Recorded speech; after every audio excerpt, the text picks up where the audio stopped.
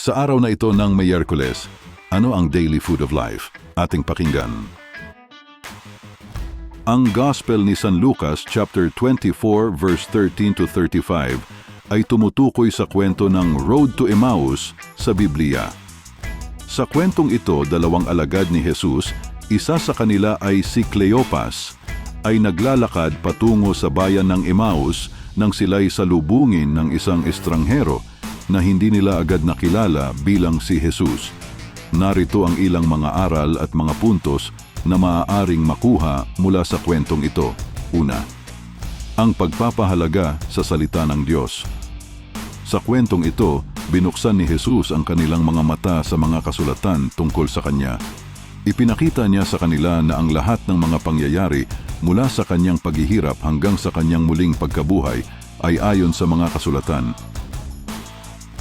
Pangalawa, ang pagkilala kay Jesus. Hindi agad nakilala ng mga alagad si Jesus hanggang sa sila'y kumain kasama niya.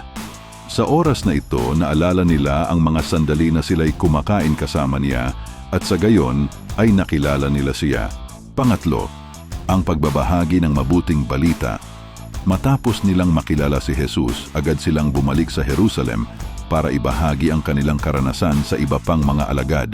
Ito ay nagpapakita ng kanilang kagustuhang ibahagi ang mabuting balita. Pang-apat, ang pag-asa at kapanatagan.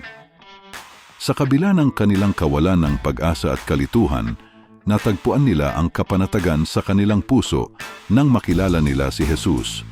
Ito ay nagpapakita na sa kabila ng mga pagsubok, mayroong pag-asa at kapanatagan na matatagpuan sa Diyos sa huli.